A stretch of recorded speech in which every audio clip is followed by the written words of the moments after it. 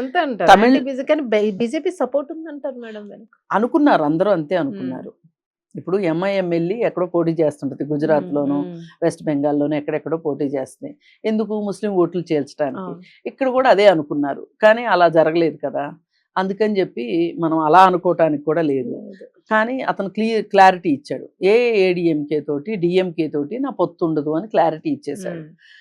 ఇవి ఇంకొక తమిళ పార్టీ ఒకటి, సిపిఐ, సిపిఎం, కాంగ్రెస్, వీటితో అయితే నాకు ఓకే అన్నట్లు అతని వైపు నుంచి సంకేతాలు వచ్చినాయి.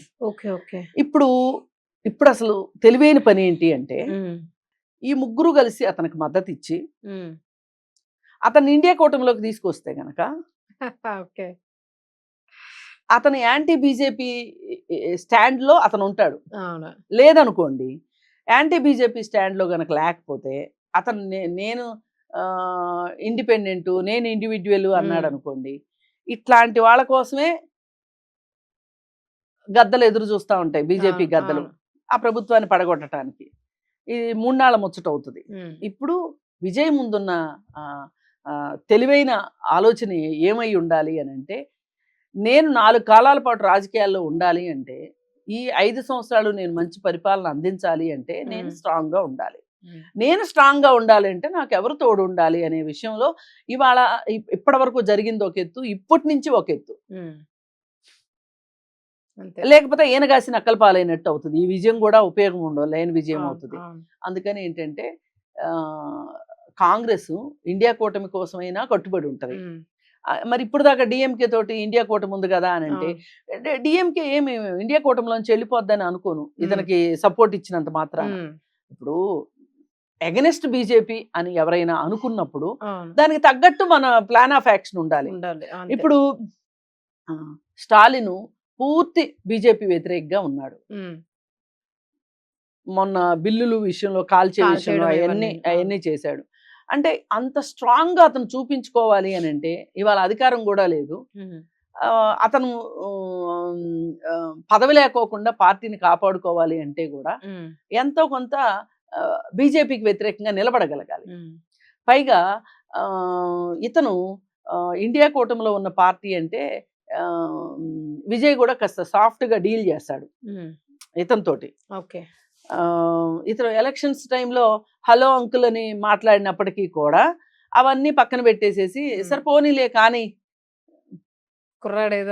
చిన్నపిల్లాడు అన్న దీనిలో అతన్ని మరి ఇప్పుడిప్పుడే కదా రాజకీయ ఓనమాలు నేర్చుకుంటున్నాడు, ఇతనికి మనం చేయూతనిద్దాము, నిలబడినిద్దాము అని గనక స్టాలిన్ అనుకుంటే గనక అది ఇతని వైపు అది కూడా రెసిప్రోకల్ గా పనిచేసింది అనుకోండి, ఇంకా విజయ స్థానానికి డోకా లేదు. అందుకని చాలా చాలా అసలు ఇప్పుడు ముందుంది ముసలి పండుగ అంటారే, in front of crocodile festival అని. అసలు in front of crocodile festival ఇది. ఇప్పుడు గెలవడం అంత ఈజీ కాదు, ఎందుకంటే అతను ప్రజలది గొప్ప, సైలెంట్ ఓటర్స్ ది వాళ్ళది గొప్ప. వీళ్ళు ఎన్ని తాయిలాలు ఇచ్చినా ఇతనికి అసలు బూత్ లెవెల్ మేనేజ్మెంట్ లేదు. అసలు 19-15 కన్నా ఎక్కువ రావన్నది. అసలు 19 కాదు, 10 లోపు అనుకున్న, సింగిల్ డిజిట్ అనుకుంటే ట్రిపుల్ ఫిగర్ లోకి వెళ్ళింది. ఎనీవే ఒక్కొక్కసారి మార్పులు ఇలాగే ఉంటాయి. మరి డిఎంకే కుటుంబ పాలన నుంచి, అలాగే వాళ్ళేమో మరీ జవసత్వాలు లేనట్టు అప్పుడేమో అమ్మకి సెల్యూట్ కొట్టి ఇప్పుడేమో ఢిల్లీకి సెలాం కొడుతున్నారు అనే ఫీలింగు వాళ్ళ పైన ఉంది, పన్నీర్ సెల్వము వాళ్ళ మీద ఉంది. సరే, ఇప్పుడు చూడాలి అంటే ప్రజలకి త్రిష మ్యాటరే కాదు. అంతే అంటారా? మరి ఎందుకు మేడం అంత ఎక్కువ చేస్తున్నారు అసలు? త్రిష ముఖ్యమంత్రి పదవి అంటారు, హోమ్ మినిస్టర్ పదవి, ఏమన్నా అవనివ్వండి, అయితే అవనివ్వండి, అయితే ఏంటి, సో వాట్? ఇప్పుడు సామాన్య ప్రజలకి ఏం కావాలి చెప్పండి? అంతేలేండి, వాళ్ళకి అందుబాటులో ఉండేవన్నీ. ఒక వ్యవసాయదారుడికి ఏం కావాలి? నా పొలంలో నేను పండించిన పంటకి మంచి మార్కెట్ ఉండాలి, నాకు సపోర్ట్ ఉండాలి, కనీస మద్దతు ధర, నాకు నష్టం రావద్దు, అంతే, ప్రకృతి నుంచి కాపాడమని ప్రతిరోజు కోరుకుంటాడు. అట్లాగే నా పంటని సకాలంలో మార్కెట్కి వెళ్ళి నాకు రావాల్సిన డబ్బులు రావాలని కోరుకుంటాడు. హాయిగా వస్తాడు, ఇవన్నీ జరుగుతూ ఉంటే హాయిగా నిద్రపోతాడు, పొద్దున్నే లేచి పని చేసుకుంటాడు. ఒక రైతుకి విజయ్కి ఎంతమంది భార్యలు, అవును ఇవన్నీ అనవసరం. వాళ్ళకి విడాకులు ఇచ్చాడా ఇవ్వలేదా, ఎంత భరణం ఇచ్చాడు, ఉమ్, ఇదంతా పని పాట లేని వాళ్ళు మాట్లాడుకునే మాటలు, ఉమ్, పని పాట లేని వాళ్ళకి ఇన్ఫర్మేషన్ తప్పితే ఇది ఉమ్, అసలు పోని అతను ఆస్తి మొత్తం ఇచ్చి శ్రీకృష్ణ తురాభారం లాగా ఉమ్, ఆ, నేను ఒక్కడిని ఒకవైపు ఆ, మొత్తం మళ్ళు మాణిక్యాలన్నీ ఒకవైపు ఒకవైపు. అన్నాడు అనుకోండి, ఇప్పుడు ఈ మళ్ళు మాణిక్యాలు ఏమైనా జనాలకు పంచి పెడతదా ఆ భార్య? లేదు కదా. లేదు, లేదు. ఇప్పుడు మనకు వచ్చేది ఏంటండి, మనకి ఇది ఒక అంతే. సునకానందం, అంతకంటే అంతే. ఏమీ లేదు. ఇప్పుడు అంతే. ఒక స్టూడెంట్ కి వాడి చదువు ఇంపార్టెంట్, అవును. ఒక ఉద్యోగం చేయాలనుకునే వాడికి నాకు ఉద్యోగం ఉంటుందా ఉండదా, నా జీతం పెరుగుతుందా పెరగదా, అవును, ఇదే ఆలోచన ఉంటుంది. ఇదే ఆలోచన ఉంటుంది. ఓ పెళ్లి కావాల్సిన కుర్రోడికి నేను ఉద్యోగం సంపాదించుకుని నేను ప్రయోజకుడిని నా తల్లిదండ్రులను చూసుకుంటా, నేను పెళ్లి చేసుకుని నా నా నా హ్యాపీ ఫ్యామిలీలో నేను ఉండాలని కోరుకుంటాడు తప్పితే ఆ, విజయ్ ఎవరితో సినిమాకి వెళ్ళాడు, ఎవరితో పెళ్లికి వెళ్ళాడు, ఎవరెవరు ఏ కార్లు ఎక్కారో వాడికి అవసరమా? లేదు. అందుకని సమాజంలో ఇలాంటి పట్టేవాళ్ళు కొంతమంది మాత్రమే ఉంటారు. ఉమ్, కొంతమంది ఊరికే వచ్చింది కదా చదివేసి తిప్పేస్తుంటారు. అవును, కొంతమంది ఏమో అక్కడే ఉండి ఆలోచించి అవును, ఈ కింద కామెంట్లు పెడుతుంటారు. అవును. నువ్వు కాపురాలు కూల్చావు త్రిష అనేవాడు ఒకడు. ఆ ఏ విజయ్ నీకు ఇంతకంటే ఎవరు దొరకలేదా అని. ఒకరు. ఆ, ఇలా ఇలా ఉంటాయి. ఎన్ని అవును. అవసరమా? అవును మేడం, ఒక్కటి ఆ. ఇప్పుడు ఈ విజయ్ ముఖ్యమంత్రి కాబోతున్నాడు. సో అంటే జనరల్ గా మాట్లాడుకుంటే సంగీత గారు ఏమైనా బయటకు వచ్చే అవకాశం ఉంటుంది అనుకోవచ్చు. సంగీత గారు వచ్చే అవకాశం లేదు.